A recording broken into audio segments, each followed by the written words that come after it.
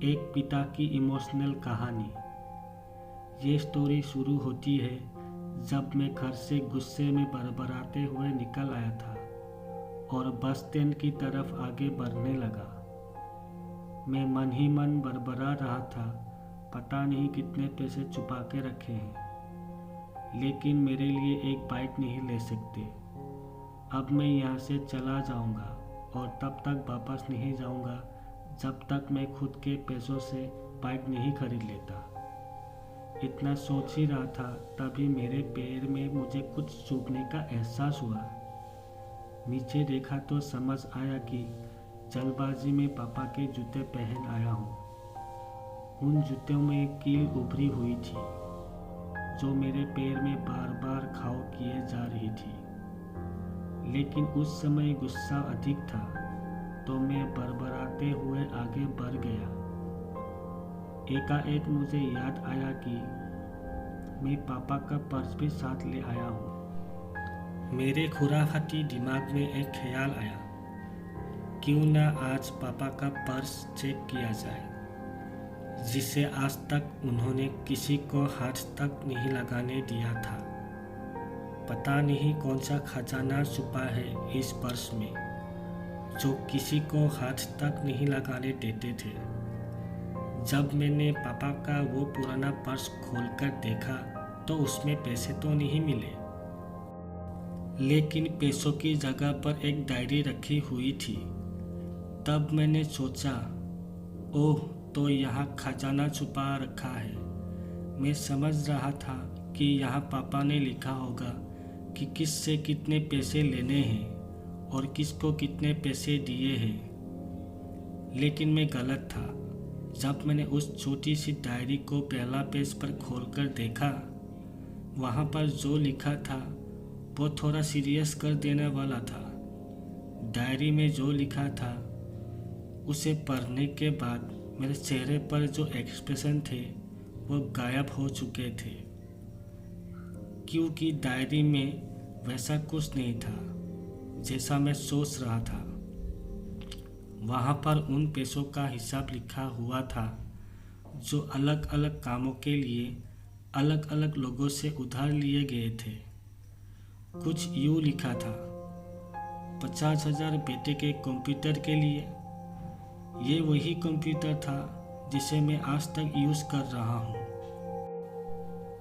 लेकिन मुझे ये पता नहीं था उस कंप्यूटर को खरीदने के लिए पैसे कहाँ से आए थे। लेकिन आज पता चल रहा था।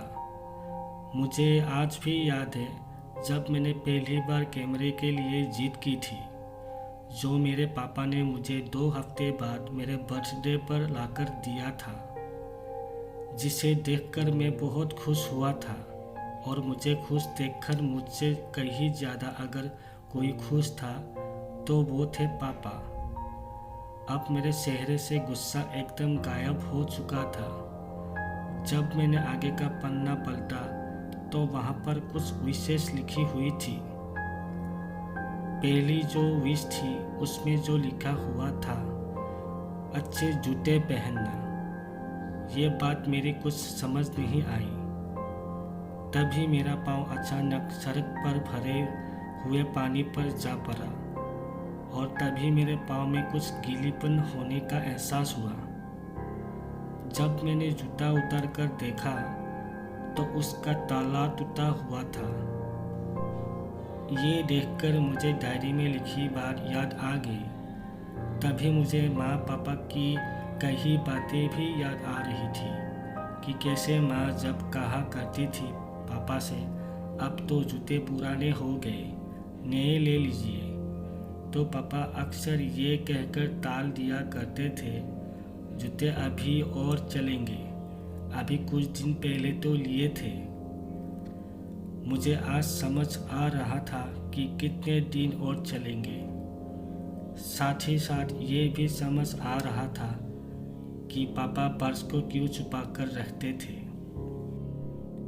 तभी उस डायरी को पढ़ते हुए बस स्टैंड पर पड़ी बेंच पर आकर बैठ गया। अब उस डायरी का आखिरी पन्ना बचा हुआ था।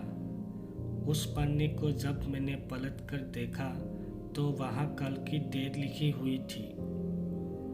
तारीख के नीचे लिखा हुआ था 50,000 रुपये बाइक के लिए।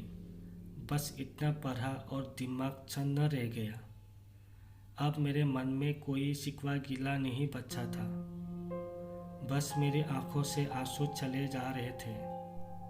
मुझे आज तक नहीं पता तब मैं क्यों रोए जा रहा था। अब मैं जल्दी से घर की तरफ भागा, लेकिन जूतों की वो कील पाँव में अब तक घाव बनाने में कामयाब हो चुकी थी। मैंने जूतों को रास्ते में ही निकाल कर फेंक दिया और भागते लड़खड़ाते हुए घर जा पहुंचा। लेकिन पापा घर पर नहीं थे। मैं समझ गया था वो कहाँ थे। मैं सीधा पास वाली बाइक एजेंसी की तरफ भागा।